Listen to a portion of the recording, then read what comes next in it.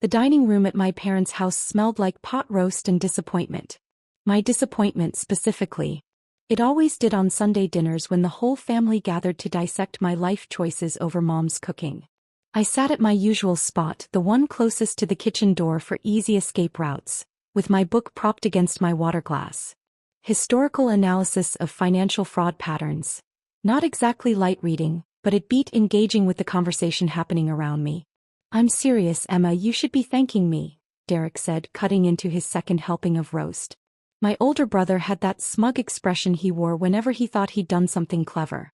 "Your apartment looked like a hoarder's den. Boxes everywhere, papers stacked to the ceiling. It was embarrassing." I turned a page, not looking up. The chapter on the Enron scandal was actually fascinating. Amazing how patterns repeated themselves across decades. "Emma, your brother is talking to you," Dad said, that edge of irritation in his voice that suggested I was being rude by not participating in the celebration of my belongings being sold without permission. "I heard him," I replied quietly, eyes still on the text. "He broke into my apartment and sold my property. I'm just trying to decide if pressing charges would be worth the family drama." "Press charges?" Mom's voice went up an octave. "Emma Louise Harrison, your brother did you a favor. You're 34 years old, living in that tiny apartment, working that strange job nobody understands, surrounded by boxes of old papers and folders. It's not healthy." "It's not strange," I said calmly, finally looking up from my book. "I'm a forensic accountant. I work with law enforcement to analyze financial crimes. The papers you're calling junk are case files." "Case files belong at your office," Derek said, waving his fork dismissively. "Not piled up in your living room like some crazy person's conspiracy board. When you gave me your spare key last month to water your plants, I took it as a sign. You clearly needed help." I'd given him the key because I was going to be out of town for a week on a work trip. A trip I couldn't discuss because it involved testifying at a grand jury hearing in another state. But my family didn't know that. They never asked about the specifics of my work. "How much did you get for everything?" I asked, my tone still even. Derek grinned. $2,000. Can you believe it? Some antique dealer said most of it was worthless, but he took the whole lot off my hands. Said something about recycling the paper. "I already deposited the check in your account. You're welcome." $2,000. For approximately 40 boxes containing 7 years of financial documentation, transaction records, corporate filings and handwritten ledgers that I'd been meticulously organizing and cross-referencing for the past 18 months. "Derek, you shouldn't have gone through Emma's things without asking," my younger sister Jennifer said quietly from across the table. "At least someone had some sense." "Oh please," Derek scoffed. "Have you seen that apartment? I did her a favor. Maybe now she'll have room for actual furniture. Maybe even date someone. When's the last time you went out, Em? Hard to bring someone home when your place looks like a serial killer's evidence room." "Derek," Dad's voice held a warning, but it was half-hearted. "I'm just saying what everyone's thinking," Derek continued. "Emma's been weird about work ever since she left that accounting firm. This forensic stuff working with police, it's not normal. Real accountants work for corporations, make real money. They don't surround themselves with boxes of old receipts like some kind of obsessed detective." I carefully placed my bookmark, closed my book and set it down on the table. The chapter on Enron could wait. "The antique dealer," I said slowly. "What was his name?" "What does it matter?" Derek was already reaching for more mashed potatoes. "He paid cash, well check. The stuff is gone." "You're welcome." "Derek." "His name." Something in my voice made him pause. "I don't know. Some guy. He had a card. Vintage documents or something." "Why? Do you still have the card?" "Probably in my car." "Why are you being weird about this?" Mom set down her serving spoon with a sigh. "Emma, your brother went out of his way to help you. The least you could do is show some gratitude instead of interrogating him." "Help me," I repeated softly. "He broke into my apartment." "He had a key," Dad interrupted. "That was given for a specific purpose, went through my personal belongings and sold them without my knowledge or consent. That's not help. That's theft." "It's not theft when it's family," Mom said firmly. "Family helps each other. You were clearly struggling to let go of all that clutter." Derek took initiative. Jennifer opened her mouth, probably to defend me again, but her husband Mark touched her arm and shook his head slightly. Smart man. He'd learned not to get involved in family politics. Those boxes, I said, keeping my voice level despite the knot forming in my stomach, were not clutter. They were evidence in an active federal investigation. The table went quiet. Evidence? Dad's tone shifted slightly, though still skeptical. Emma, you're not actually FBI. You're a contractor or consultant or whatever. Real evidence would be in police custody. I work with multiple federal agencies, I explained, not for the first time. When cases involve complex financial fraud, they bring in specialists. That's what I do. I analyze financial patterns, trace money movement, build cases. The documents I keep at home are copies for my analysis work. The originals are secured, but I need working copies to do my job. So they're just copies, Derek said, relaxing. Then what's the big deal? Make new copies. I looked at him, really looked at him. My brother, who'd graduated with a business degree and now managed a car dealership. Who'd spent his whole life taking shortcuts, making surface-level assessments, never bothering to understand complexity. Derek, when did you sell the boxes? Yesterday afternoon. Why? Yesterday. The day before I was supposed to present my findings to the FBI field office. The culmination of 18 months of work tracing financial transactions through shell corporations, offshore accounts, and deliberately obscured paper trails. And you're sure he took everything? All the boxes. Every single one. Cleared out your whole living room. The place looks so much better now. You'll see when you get home. I pulled out my phone and opened my calendar, scrolling to yesterday's date. 3 missed calls from an unknown number while I'd been on the plane back to town. 2 voicemails I hadn't listened to yet. Emma, put your phone away at the table, Mom chided. We're having family dinner. I ignored her and played the first voicemail on low volume. Ms. Harrison, this is Special Agent Chin from the FBI. We need to speak with you urgently regarding the Meridian case. Please call me back immediately at this number. The second voicemail was shorter, more tense. Ms. Harrison, this is Agent Chin again. We have a situation.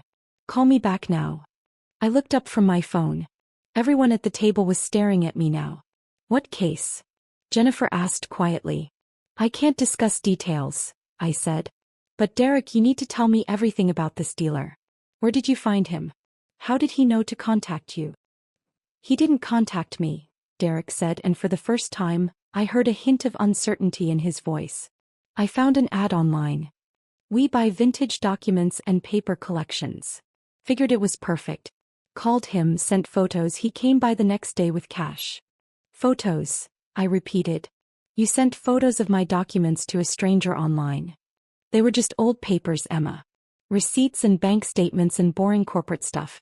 How was I supposed to know? The doorbell rang.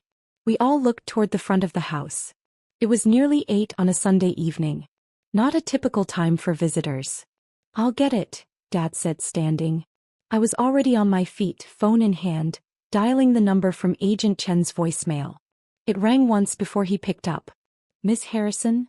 Agent Chen, I just got your messages. I've been traveling in.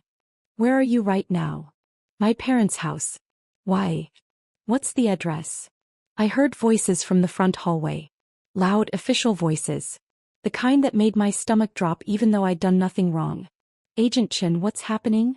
Miss Harrison, we have reason to believe the documents from your apartment were taken as part of a deliberate effort to compromise the Meridian investigation. We need to locate those documents immediately. I'm going to ask you a direct question, and I need you to answer honestly. Did you sell or dispose of any materials related to the case? No, I said firmly. But my brother did. Yesterday. He sold them to someone claiming to be an antique dealer. The silence on the other end of the line lasted 3 heartbeats. Your brother, Agent Chen's voice had gone very cold. Did what? The voices from the hallway grew louder. I heard Dad's confused protests and then footsteps, multiple sets, heading toward the dining room. I'm at my parents' house for dinner, I said quickly. He just told me about it. I had no idea. Stay where you are. Don't let your brother leave. The phone went dead just as 6 people entered the dining room. 3 FBI agents in tactical gear, 2 more in suits, and 1 woman in a DA jacket. All of them had the kind of serious expressions that made Derek's face go pale. "Emma Harrison?" the lead agent asked, though his eyes had already found me. "Yes." He held up credentials. "Special Agent Martinez, FBI. We spoke with Agent Chen. You're aware of the situation with your documents?" "I just found out 10 minutes ago." I gestured toward Derek, who looked like he might be sick. "My brother sold them yesterday without my knowledge or permission." Every eye in the room turned to Derek. "Who sold what?" Mom's voice was shrill. "What is happening?" Agent Martinez kept his focus on Derek. "Sir, I need you to stand up slowly and keep your hands visible." "What? Why?" Derek's voice cracked. "I didn't do anything wrong. I just sold some old papers." "You disposed of evidence in a federal investigation," one of the suited agents said sharply. "That's obstruction of justice at minimum. Depending on your involvement, it could be conspiracy, evidence tampering, or accessory to fraud." Dad stood up, his face flushed. "Now wait just a minute. My son didn't know anything about any investigation. He was helping his sister clean her apartment. This is obviously a misunderstanding." "Mr. Harrison, I need you to sit down." Agent Martinez's voice wasn't loud, but it carried absolute authority. "Your son unlawfully entered a private residence and removed materials that were part of an active federal investigation into an $85 million fraud case. Whether he knew what he was doing or not, the results are the same." "$85 million?" Jennifer whispered. I moved around the table toward Agent Martinez. "The documents he sold, do you know where they are now?" "That's what we're trying to determine. The antique dealer your brother contacted was likely working for the targets of our investigation. They've been trying to locate your working files for months." "But how would they know where Emma lived?" Mom asked, her voice trembling now. "How would they know to contact Derek?" Agent Martinez looked at Derek. "Sir, the ad you responded to, had you searched for it specifically, or did it appear in your feed?" Derek's hands were shaking. I was looking at Emma's Instagram. She posted a photo from inside her apartment a few months ago. You could see some of the boxes in the background. I was just looking for a way to help. The ad showed up in my feed after that. I thought it was a coincidence." "Targeted advertising," one of the other agents muttered. "They've been monitoring her social media, identified family members, and fed content specifically to people who might have access to her residence." I felt cold. "They've been watching me." "The Meridian Corporation has extensive resources," Agent Martinez said. "We've known they were trying to locate and destroy evidence. We just didn't anticipate they'd find a way to use your family to do it." "This is insane," Dad said, but his voice had lost its confidence. "You're saying Emma was in danger? That people were targeting her?" "Targeting her work," Agent Martinez corrected. "Ms. Harrison has been building a case that would expose decades of financial fraud. The people she's investigating have billions of dollars at stake. They've been very motivated to stop her." Derek had sunk back into his chair, his face ashen. "I didn't know. I swear I didn't know. Thought I was helping. The apartment looked so messy and Mom kept saying Emma needed someone to intervene and I just thought you knew better," I finished quietly. "Thought my work was junk. Thought I needed saving from myself." "Emma, that's not fair," Mom started, but Agent Martinez cut her off. "Ma'am, your son's actions, regardless of intent, have potentially compromised a major federal investigation. 18 months of work may be unrecoverable. Multiple agencies have been involved in this case. If the defendants successfully destroy the evidence, they may walk free." "But there are originals, right?" Jennifer asked. Emma said these were copies. "The originals are secured, yes," Agent Martinez confirmed. "But Ms. Harrison's working files contained her analysis, her cross-references, her notes on patterns and connections. That analysis is what makes the raw data usable in court. Without it, we'd be starting over from scratch." "How long would that take?" Dad asked. Agent Martinez looked at me. I knew the answer. So did he. 18 months minimum, I said. Maybe longer. The patterns I found required constant cross-referencing across thousands of transactions. I'd have to rebuild the entire analytical framework. And the statute of limitations on some of the charges expires in 14 months, Agent Martinez added. Which means if we can't recover your work, Some of the defendants will walk free simply due to time constraints. The room was silent except for the ticking of the grandfather clock in the corner. Derek, I said quietly. I need you to tell these agents everything. The ad you saw, the messages you exchanged, the person you met where they took the boxes. Everything. I don't remember all the details. Derek's voice was barely audible. I deleted the messages after the sale was complete. I thought I was doing a good thing. One of the agents pulled out a tablet. We'll need your phone. Our tech team can recover deleted messages and trace the IP addresses. But we need it now. Derek hesitated, looking at Dad as if for permission. Give them the phone, Derek, Dad said heavily. As Derek handed over his phone with shaking hands, Mom started crying. Not loud, dramatic crying, but the quiet kind that was somehow worse. I don't understand, she said. Emma, why didn't you tell us your work was so important? Why didn't you explain? I looked at her, at all of them. I tried. For years I tried. But every time I mentioned my work, you changed the subject. Every time I explained what I was doing, you dismissed it as boring or weird or not a real career. You decided what I did wasn't important, so you stopped listening. That's not true, Dad protested. We always supported you. You supported the version of me you wanted to exist, I corrected gently. The one who worked at a big accounting firm, who had a normal job, who didn't bring work home. When I became something different, something you didn't understand, you decided I was the problem. Agent Martinez's phone buzzed. He stepped away to take the call, speaking in low, urgent tones. Emma, sweetheart, we had no idea. Mom wiped at her eyes. If we'd known it was this serious. You didn't need to know it was serious, I said. You just needed to respect that it was mine. My work, my choice, my life. Agent Martinez returned, his expression grim. The tech team traced the online ad to a proxy server, but they're working on tracking the actual source. Ms. Harrison, we need you to come with us. We need a full accounting of everything that was in those boxes. Of course. Wait, Derek stood up suddenly. What's going to happen to me? Am I being arrested? Agent Martinez studied him for a long moment. That depends on what our investigation reveals. If you genuinely had no knowledge of the investigation and no contact with the targets beyond the sale itself, you may face charges for unlawful entry and evidence tampering. If we find evidence of coordination or conspiracy, the charges will be more severe. But I didn't know. Derek's voice rose in panic. How could I have known? Ignorance isn't a defense when you unlawfully enter someone's residence and dispose of their property, one of the other agents said flatly.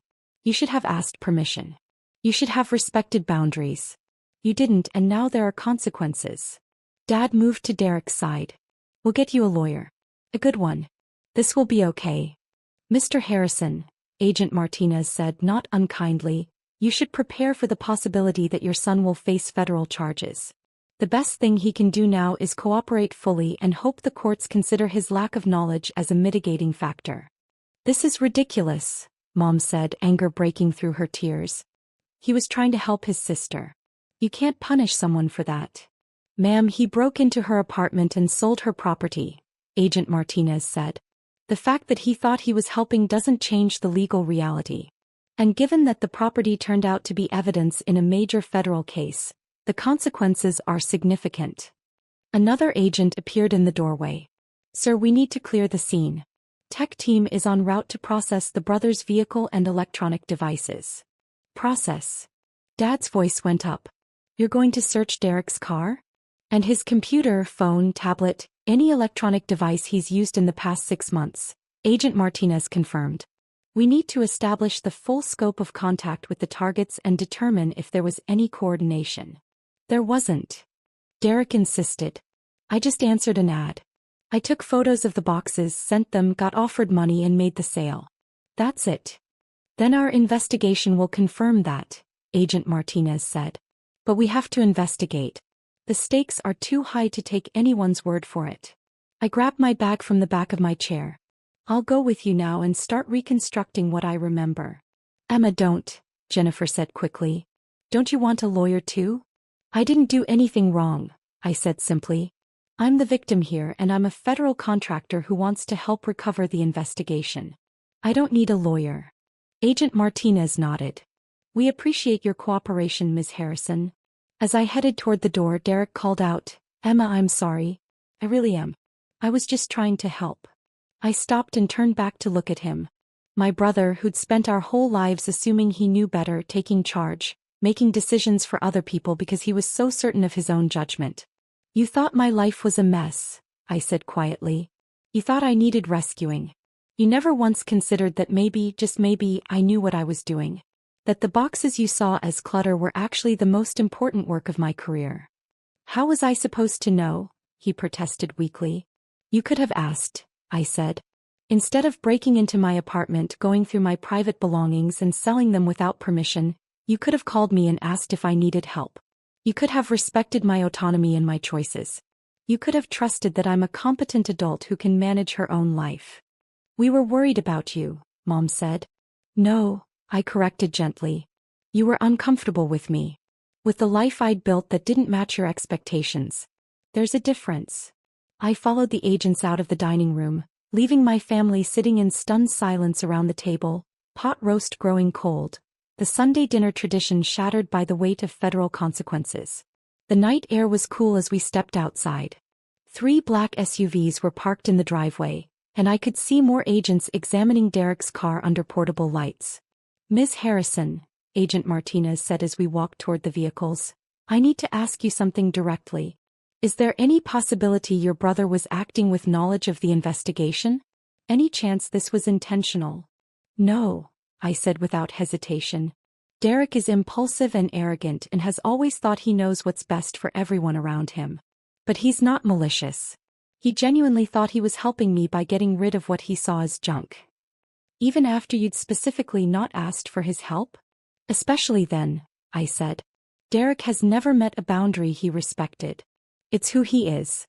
Agent Martinez opened the SUV door for me. "The defendants in your case, they would have known your family dynamics. They would have researched everyone close to you looking for vulnerabilities.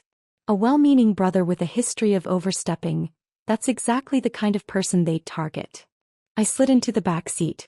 "You think they engineered this? The targeted ads, the timing."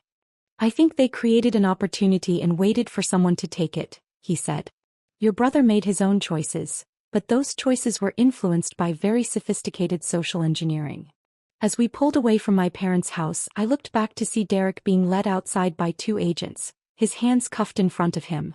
Mom was crying on the porch, Dad standing beside her with his arm around her shoulders, both of them looking smaller and older than I'd ever seen them. Jennifer stood apart, her phone pressed to her ear, calling a lawyer probably. At least someone in the family was thinking clearly. "The documents your brother sold," Agent Martinez said, turning in the front seat to look at me. "How much of your analysis can you reconstruct from memory?" "Maybe 60%, I said. "The basic patterns and connections definitely. But there were specific details, particular transactions that stood out as anomalies. Those are harder to recall without the physical notes. And if we can't recover the originals, then we start over. Request new copies from banks, corporations, government agencies. Most of it is accessible, but it takes time. Months and months of time we may not have." My phone buzzed. A text from Jennifer. "I'm so sorry. We should have listened to you. We should have respected your work. This is our fault." I didn't respond immediately. Part of me wanted to agree, to let the anger and hurt pour out. But mostly I just felt tired. Another text came through, this one from an unknown number. "We have what we need. Stop the investigation or your family suffers. Your choice." I showed the message to Agent Martinez immediately. His expression hardened. "They're desperate. That's good for us. Desperate people make mistakes. But it also means they're dangerous. We're going to need to put protection details on your parents and siblings until we resolve this." "Protection details? You mean like witness protection?" "Not full protection, but security surveillance. We can't risk them being used as leverage against you or becoming collateral damage if the defendants decide to escalate." The SUV merged onto the highway heading toward the federal building downtown. Behind us, I could see 2 more vehicles following. My security detail, I realized. "Ms. Harrison," Agent Martinez said, "I know this evening has been traumatic. Your brother violated your privacy and potentially compromised your work. Your family dismissed your career and made you feel unsupported. But I need you to understand something important." "What's that?" The work you've been doing, the analysis in those boxes, it matters. Not just to this case, but to thousands of victims who lost their retirement savings, their homes, their futures to Meridian Corporation's fraud. You've been building a case that could recover billions of dollars and put genuinely dangerous people in prison for a very long time. I know, I said quietly. I'm not sure you do, he said. We work with a lot of contractors, a lot of analysts. Most are competent. Some are good. But Ms. Harrison, you're exceptional.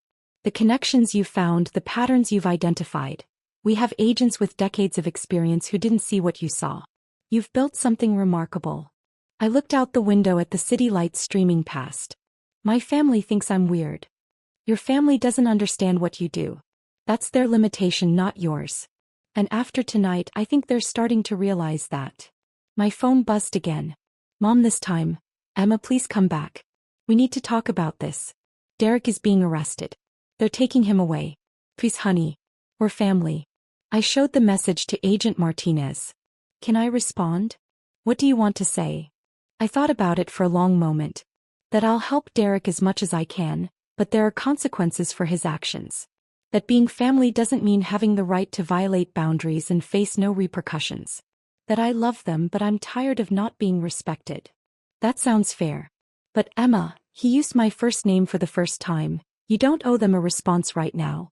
You don't owe them your emotional energy when you need to focus on salvaging the investigation. Being a good daughter doesn't mean sacrificing yourself. I typed out a simple message. I'm helping the FBI recover the investigation.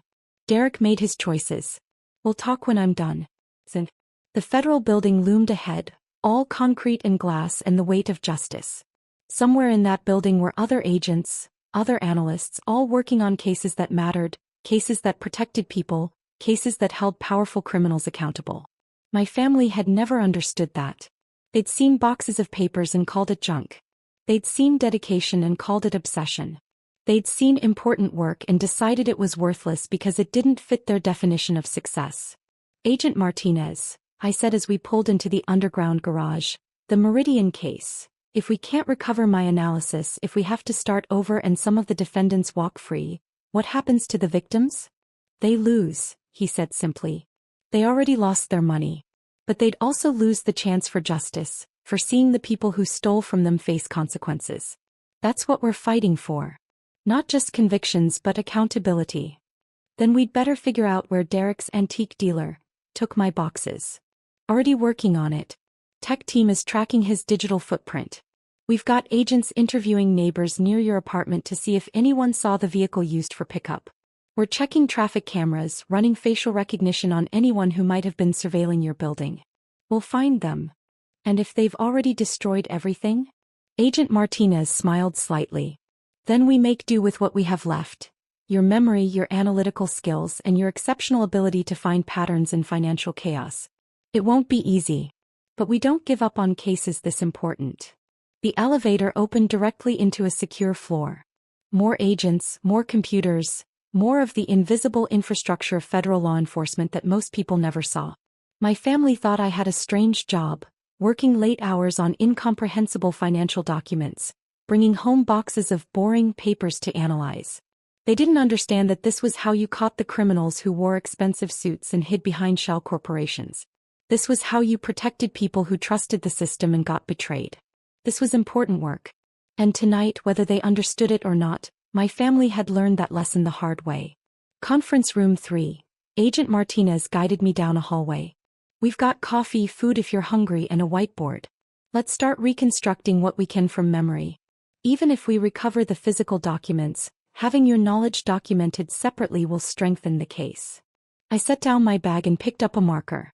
The whiteboard was large, blank, waiting to be filled with the patterns only I could see. The Meridian Corporation operated through 17 primary shell companies. I began writing as I spoke. The money flowed in patterns, 3-month cycles, moving through offshore accounts in the Caymans, then Luxembourg, then back to domestic accounts disguised as legitimate business income.